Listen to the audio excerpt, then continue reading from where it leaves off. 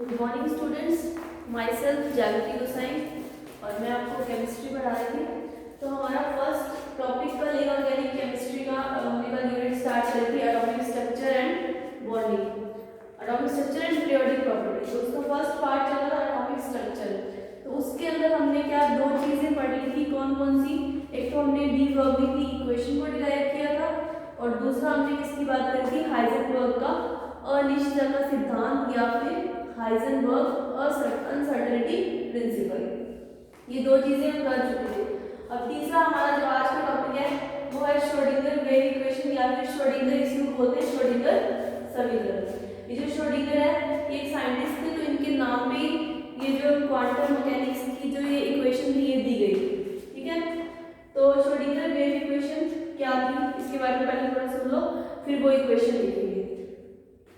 तो जब हाइजेनबर्ग ने अपना सिद्धांत दिया और डी ब्रोगली ने जब अपनी इक्वेशन दे दी, तो उन दोनों ने किसकी बात करी थी कि उसकी जो भी कोई कण है, कोई इलेक्ट्रॉन है या कोई भी जो ऐसा पार्टिकल है, उसका जो व्यवहार होगा वो कैसा होगा, या तो किसी कण की तरह होगा और या फिर किसी भी तरंग की तरह होगा। तो सबने यही बात की कि जो कोई लाइट है या कोई भी ऐसा कण है, कोई भी पार्टिकल है छोटा सा, तो उनका जो व्यवहार होगा वो दोहरी प्रकृति होगी, ड्यूअल नेचर होगा। मतलब कि कोई भी जैसे मैटर है, कोई भी पदार्थ है, कोई भी कण है, तो उनका जो नेचर होगा वो क्या होगा, ड्यूअल नेचर होगा, दोहरी प्रकृति होगी। एक तो ये बात बताई, ये बात किसने बताई थी, डी ब्रोगली ने।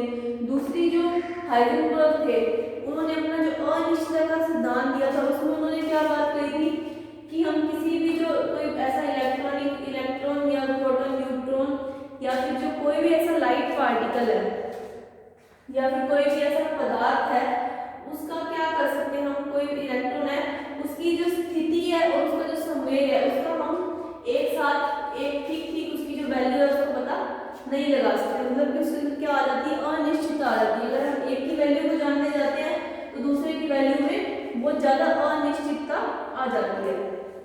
ठीक है, तो ये जो दो बातें थी, कौन सा, de Broglie equation, de Broglie ने क्या दिया था, ये ड्यूअल नेचर वाला, ये तो डी ब्रोगली का इक्वेशन थी। और दूसरा क्या था, हाइजेनबर्ग का जो प्रिंसिपल था। जब इन दोनों ने अपनी अपनी बात कर ली तो जो श्रोडिंगर थे उन्होंने क्या किया, इन दोनों प्रिंसिपल से, इन दोनों सिद्धांतों को इन्होंने स्टडी किया। और जब ये बात प्रूफ होगी कि जो कोई भी कण है या फिर कोई इलेक्ट्रॉन है उसकी प्रकृति कैसी होती है, दोहरी प्रकृति होती है, ड्यूअल नेचर होता है। कौन कौन सा, कोई पार्टिकल लाइक मतलब कि वो एक कण की तरह भी व्यवहार करेगा और दूसरा तरंग की तरह मतलब कि वेव लाइक भी करेगा। तो इसके बेस पे जब ऐसा प्रूफ हो गया कि जो ड्यूअल नेचर होना चाहिए, किसका, इलेक्ट्रॉन का ड्यूअल नेचर होता है, तो इसके बेस पे श्रोडिंगर ने क्या कहा कि अगर किसी भी इलेक्ट्रॉन का या किसी भी ऐसे पार्टिकल का अगर दोहरा नेचर है, अगर उसके अंदर उसका तरंग वाला व्यवहार उपस्थित है, वेव लाइक नेचर प्रेजेंट है अगर उसका, तो उसके लिए एक इक्वेशन होना बहुत ज्यादा जरूरी है। तो इसी के बेस पे जो श्रोडिंगर थे उन्होंने अपनी क्या दी, वेव वाली जो प्रकृति, तरंग वाली जो प्रकृति है उसको बताने के लिए उन्होंने क्या की, अपनी एक इक्वेशन दी। तो वो इक्वेशन मैं लिखती हूँ सीधा, श्रोडिंगर की वेव इक्वेशन। ठीक है, तो ये डेल स्क्वायर फॉर्म में del X del square form में del Y square plus del square form में del Z square sign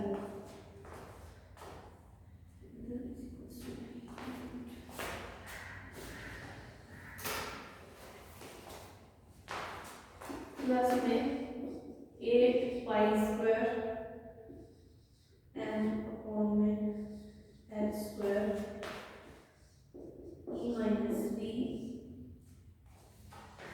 sign is equals to 0। तो ये क्या दी, एक श्रोडिंगर वेव इक्वेशन दी। अब इसके अंदर क्या क्या चीजें हैं, इसके अंदर तो x, y और z है, ये तो इसके क्या है, वेरिएबल्स। ठीक है, उसके बाद साई क्या है, वेव फंक्शन या फिर इसको क्या बोलते हैं, तरंग फलन भी बोलते हैं इसको। उसके बाद क्या है, m क्या है, मास हो गया, h आप लोगों को पता है प्लैंक्स कांस्टेंट हो गया,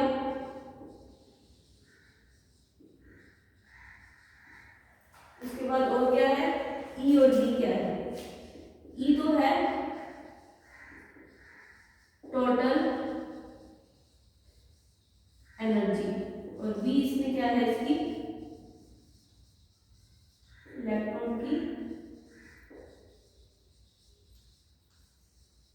पोटेंशियल एनर्जी।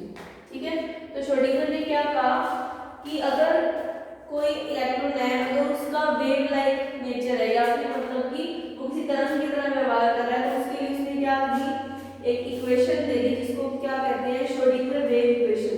ये एक बहुत ही फंडामेंटल इक्वेशन है, मतलब कि क्वांटम मैकेनिक्स का जो क्या कहते हैं मतलब बेस है वो ये इक्वेशन है। अगर हमें किसी भी तरह का सॉल्यूशन चाहिए तो वो हम इस वाली इक्वेशन से निकाल सकते हैं। इसके अंदर जो x y और z है ये तो क्या है वेरिएबल्स हैं किसके x y z प्लेन के कोऑर्डिनेट्स हो गए। फिर ये जो psi है ये इसका वेव फंक्शन है, m मास हो गया, h प्लैंक्स कांस्टेंट हो गया, E टोटल एनर्जी होगी और V क्या होगा पोटेंशियल एनर्जी होगी।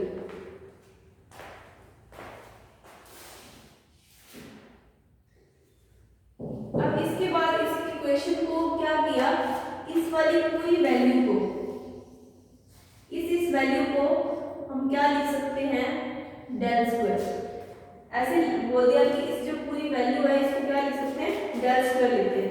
तो देखो ये इक्वेशन क्या हो जाएगी इस पूरी वैल्यू को लिख दिया डेल स्क्वायर, तो इधर ये डेल स्क्वायर साइन, उसके बाद जो ये वाली वैल्यू है इसको हम क्या करते हैं इधर ले जाते हैं, तो जब इधर लेके जाएंगे ये तो प्लस है तो इधर से किस में आ जाएगी माइनस में आ जाएगी, तो minus 8 pi square m upon में h e minus b psi is equals to 0। इस वैल्यू को इधर लेंगे, इसकी जगह हमने डेल स्क्वायर ले लिया, psi ये वाली जो पूरी वैल्यू है इसको इक्वल्स टू के इधर तरफ लेके तो ये माइनस में आ गई। अब क्या करेंगे इस वैल्यू को वापस इधर लेके आएंगे उल्टा करके, तो ये माइनस h स्क्वायर अपॉन में 8 पाई स्क्वायर m ये वाला जो डेल स्क्वायर साई, तो इधर क्या आ गया e minus b psi is equals to 0। ठीक है, अब क्या करेंगे इस वाले b को भी इधर ले आएंगे, तो अगर इस वाले b को भी इधर ले आते हैं तो एक और इक्वेशन हमारे पास आती है नहीं h स्क्वायर अपॉन में 8 पाई स्क्वायर m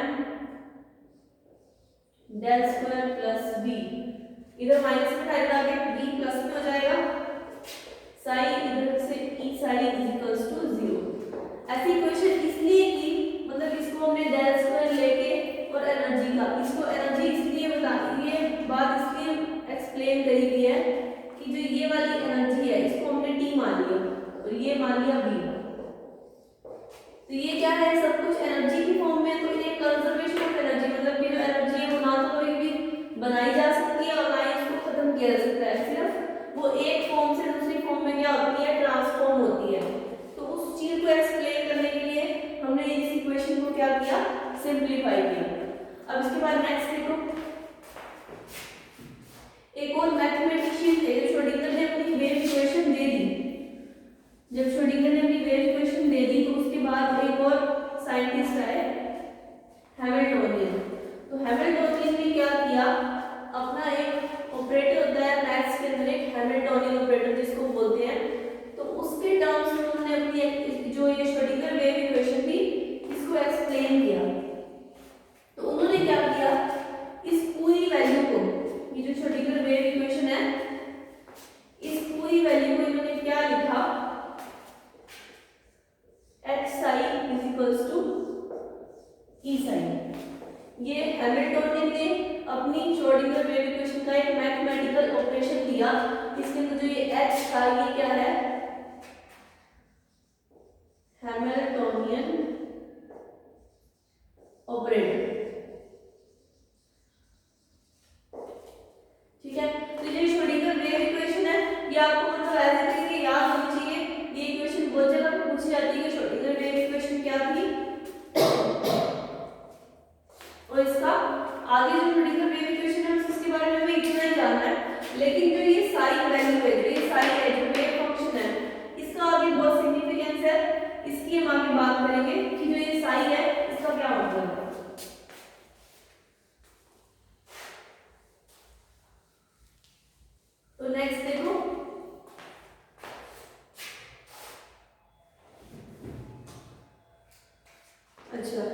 अब जब श्रोडिंगर ने जो अपनी वेव इक्वेशन दी, जो ये जो इतनी बड़ी इक्वेशन थी, इस इक्वेशन को जब सॉल्व किया तो जो उसका सॉल्यूशन आया,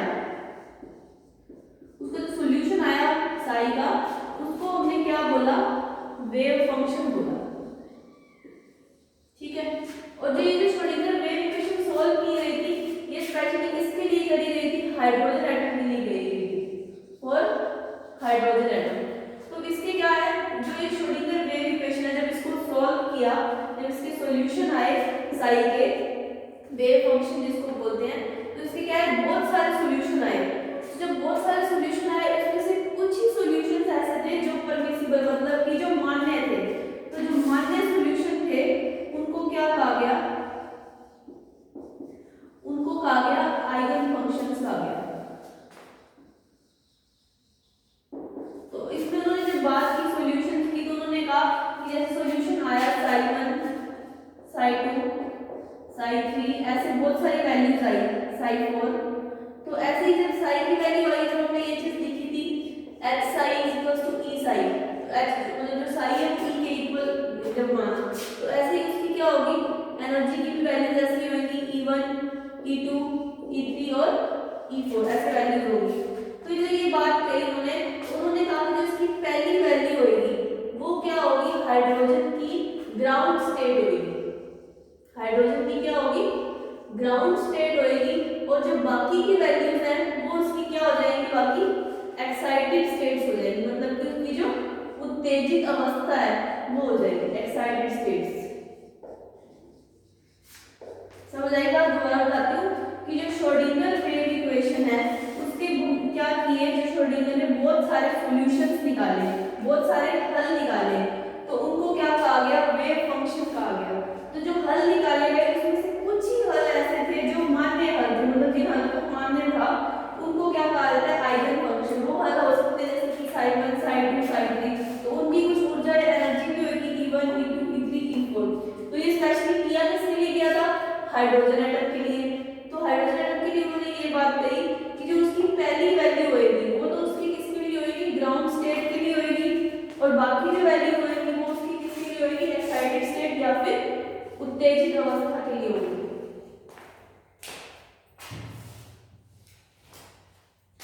अब इसके बाद नेक्स्ट देखो, नेक्स्ट टॉपिक है इसी के अंदर सिग्निफिकेंस, मतलब कि इसकी इंपॉर्टेंस क्या है, साई की importance of Sai and Sai square. तो सबसे पहले साई की बात करेंगे कि जो साई की वैल्यू है वो कैसी होनी चाहिए।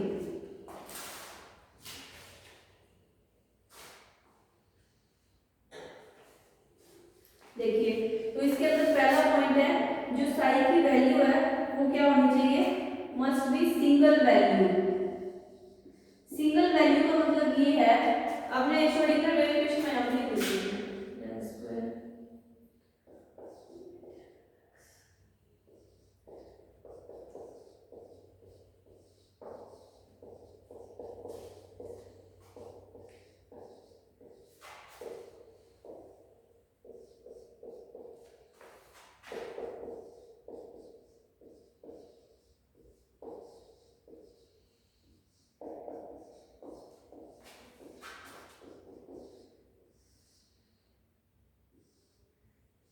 ये श्रोडिंगर वेव इक्वेशन में साइड में लिख देती हूँ।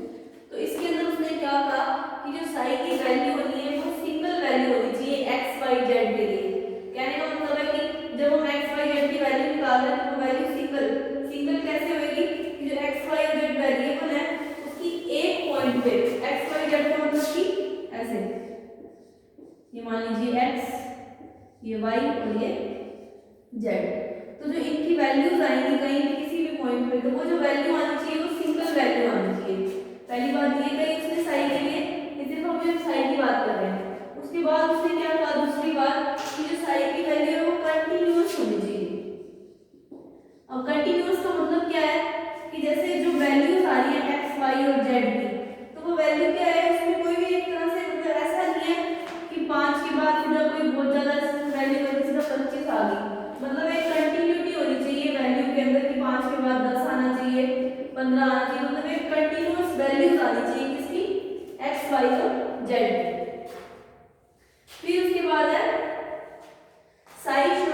फाइनाइट, मतलब कि जो साई की वैल्यू है वो क्या होनी चाहिए, फाइनाइट। मतलब ये सब कुछ हम किसके बात कर रहे हैं, हाइड्रोजन एटम की, या हाइड्रोजन एटम के इलेक्ट्रॉन के बारे में बात कर रहे हैं। तो जो फाइनाइट वैल्यू का मतलब ये है कि कुछ ना कुछ वैल्यू होनी चाहिए, क्योंकि इन्फिनिटी पे आके तो उसकी वैल्यू खत्म हो जाएगी, लेकिन ऐसा नहीं है कि इन्फिनिटी तक हमें कोई इलेक्ट्रॉन ही नहीं मिलेगा। तो इन्फिनिटी से पहले मतलब कि इन्फिनिटी पे जाके तो वैल्यू कुछ भी, मतलब वो इलेक्ट्रॉन हमें इन्फिनिटी पे जाके या फिर बिल्कुल कहीं जहाँ पे मतलब ब्रह्मांड से बाहर जाकर मिलेगा नहीं, ब्रह्मांड के अंदर ही कहीं ना कहीं उसकी मतलब जो इलेक्ट्रॉन के पाए जाने की जो प्रायिकता होती है, कहीं पे भी जो इलेक्ट्रॉन के पाए जाने की प्रायिकता होगी वो ब्रह्मांड के अंदर ही होगी। तो जो साई की वैल्यू है वो क्या होनी चाहिए, फाइनाइट होनी चाहिए। फिर नेक्स्ट है कि जो साई है वो क्या होना चाहिए,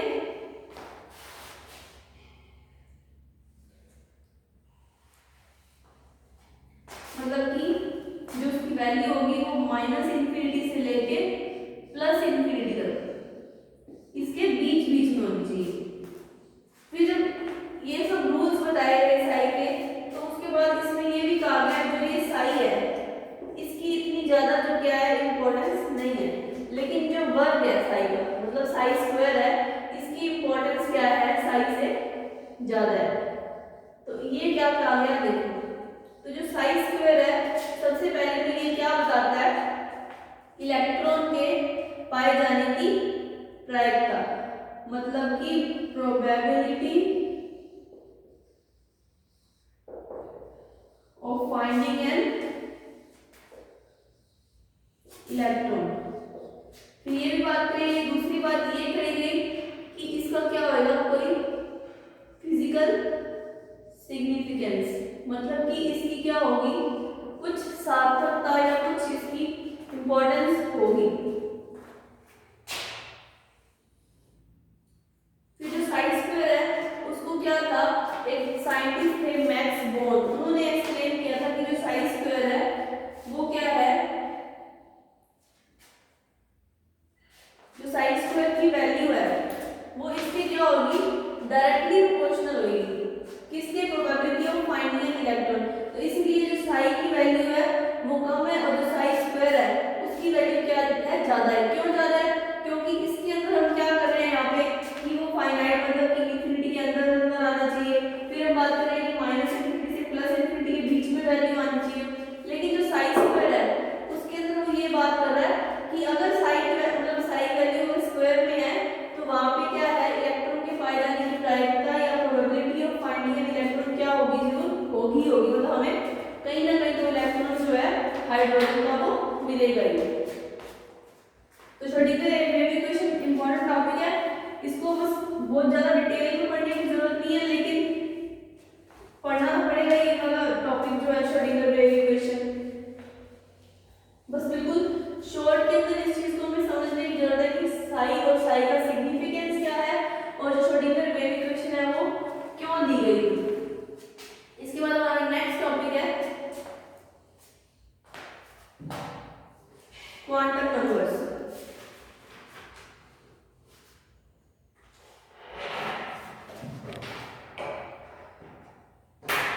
इसके अंदर क्या है, क्वांटम नंबर।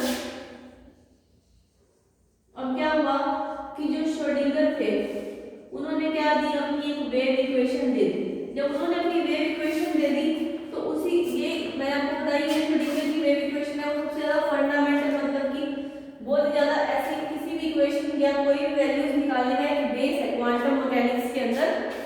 तो उसी के बेस पे क्या है, क्वांटम नंबर। मतलब जब wave Schrodinger wave equation solve की गई उसी के बेस पे क्या हुआ, क्वांटम नंबर निकाले गए। तो क्वांटम नंबर कितने तरह के होते हैं, 4 तरह के क्वांटम नंबर्स होते हैं।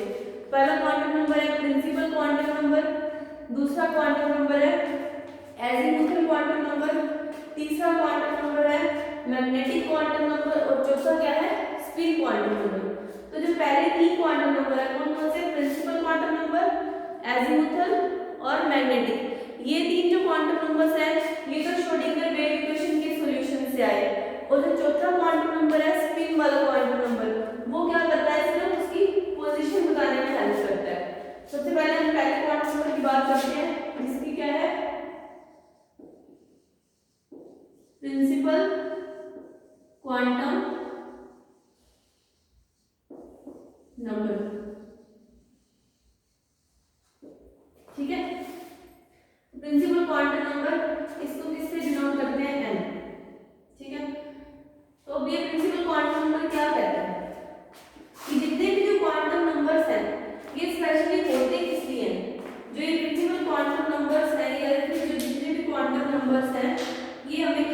बताते हैं किसी भी मतलब कोई भी क्या कहते हैं जो क्वांटम नंबर है वो हमें इलेक्ट्रॉन की मतलब क्या बताता है, स्थिति के बारे में बताता है। एटम के अंदर मतलब कि जो इलेक्ट्रॉन है या जो पूरा एटम है उसकी पूरी क्या बताएगा, प्रॉपर्टी बताएगा। जैसे कोई एटम है, मान लीजिए हाइड्रोजन एटम है, तो हाइड्रोजन एटम की हमें पूरी वो बताएगा कि उसके अंदर उसके जो इलेक्ट्रॉन कितने होंगे, उसके अंदर उसके कितने उसके अंदर ऑर्बिटल होंगे, कितने कक्षक होंगे और कितने आगे अंदर उसके जो उसका मैग्नेटिक स्पिन है वो कैसा होगा। ये स्पिन क्वांटम नंबर के अंदर उसकी उसकी वो स्थिति कहाँ है, सबसे ज्यादा इलेक्ट्रॉन कहाँ पे, उसकी इलेक्ट्रॉन की जो पाए जाने की प्रायिकता या फिर प्रोबेबिलिटी है जो इलेक्ट्रॉन के पाए जाने की वो सबसे ज्यादा कहाँ पे होगी। तो क्वांटम नंबर 6 में यूज होते हैं।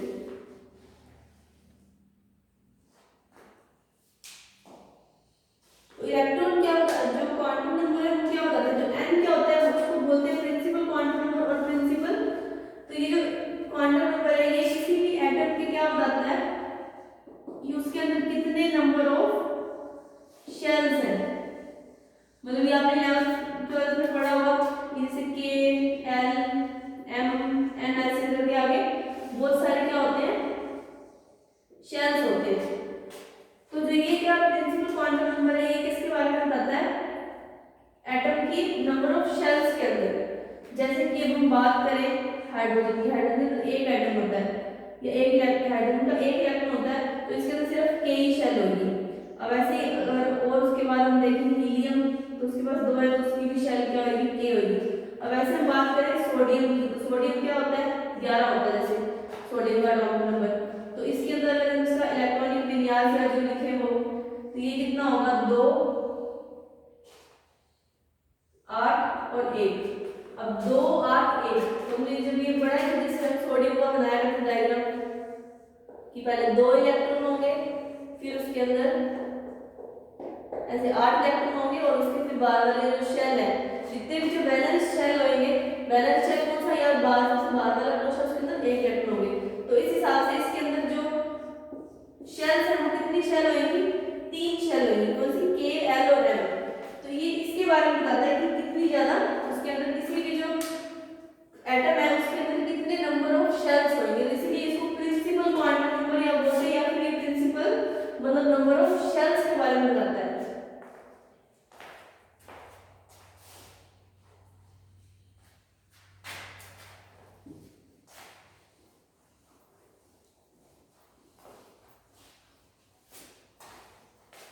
इसके बाद बाकी 2 3 क्वांटम नंबर्स कौन कौन से हैं, एजिमुथल क्वांटम